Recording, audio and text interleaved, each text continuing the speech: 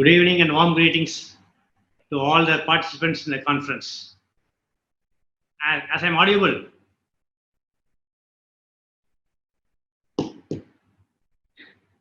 Yes, sir. Yes, sir. Yes, sir.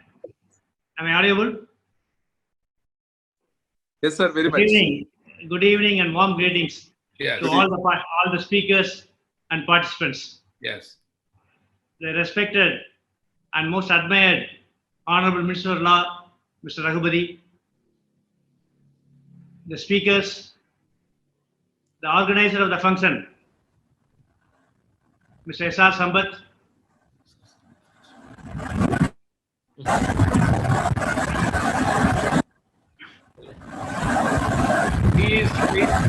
Please cooperate with us. Okay.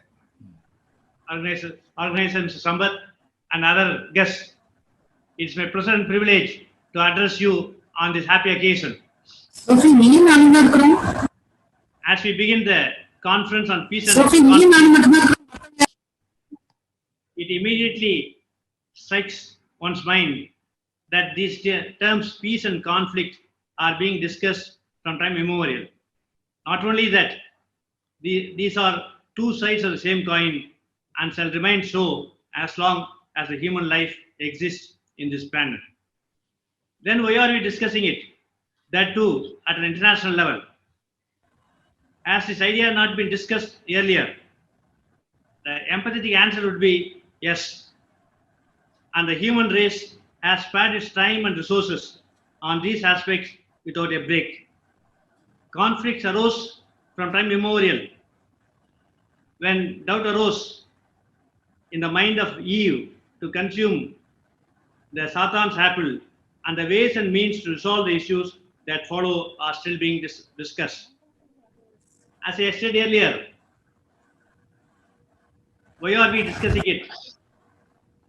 The issue of peace and resolution of conflict, at that too at international level, the same is answered by Albert Einstein. I quote, "The importance of securing international peace was recognized by the really great men of former generations.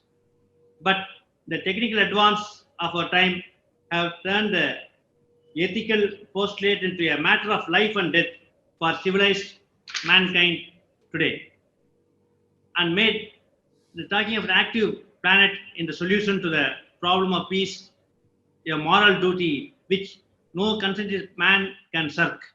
I unquote.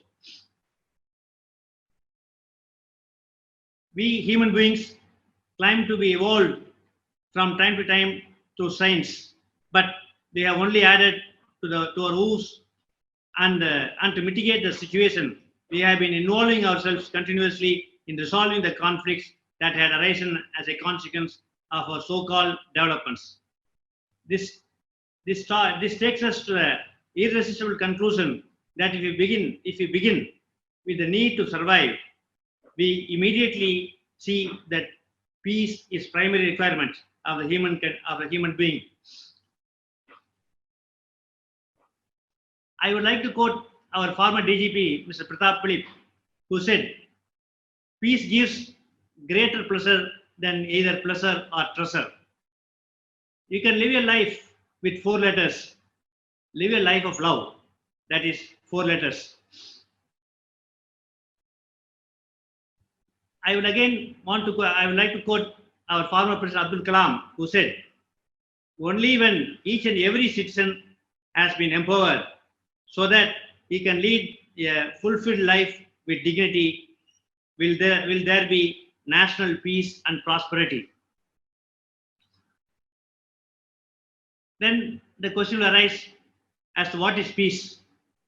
Peace is the happiness, justice, health, and other human ideas, something that every person and culture claims to desire, but which few, if few can actively achieve, at least on an enduring basis. But why are they elusive and infallible? Perhaps peace is different from happiness in the way that it requires social harmony, whereas happiness appears largely to be an individual matter. Similarly, peace has got a positive and also negative connotation in the way it is delivered. For example, on the positive side, it may be defined as freedom from civil clamor and confusion, a state of public quiet, a state of security, etc. On the other hand, it can be termed as absence of war.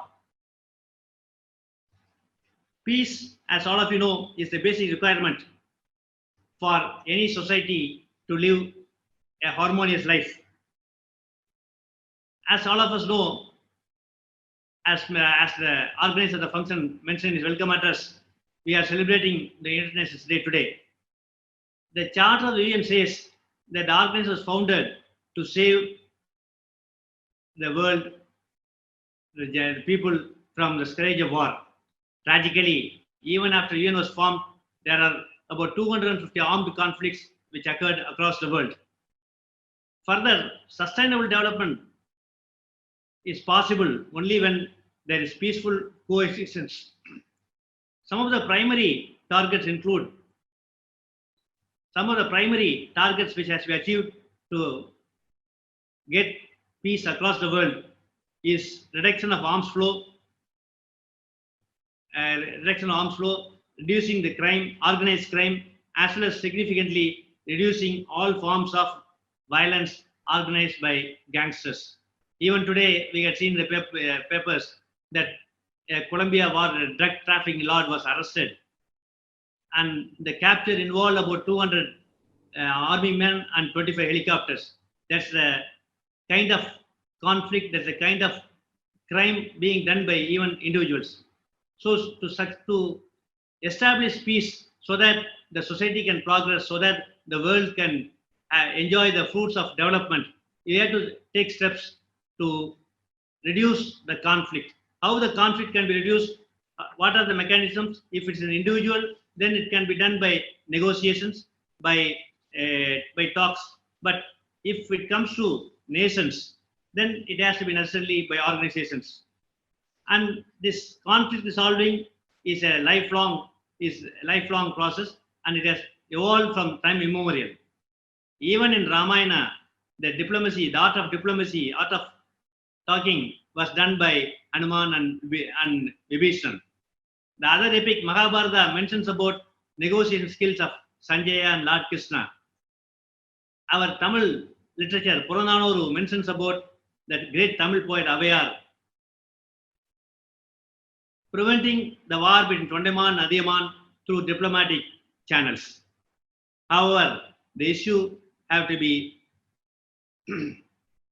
resolved based on negotiations through communications and also reliable approaches as needed on occasions. As I said earlier, it is time for everyone, every individual, as individual makes of the society, to take steps to see that people live in peace. Steps are taken to resolve conflicts by way of negotiations, following, as I said, there are examples from time immemorial, so that anything can be solved, anything can be sorted out by talks without resorting to violence or war. So hopefully this conference will work out, will pave the way for people to think about the ways and means to improve the negotiating skills, improve the dialogue between nations, so that there will be less conflict, there will be less war, there will be less aggression, and there will be more peace, and people will be able to enjoy the fruits of development in all fields. Wish you all the best. Thank you very much, sir, for giving me the opportunity to chair the meeting and also to address an august audience. Thank you very much.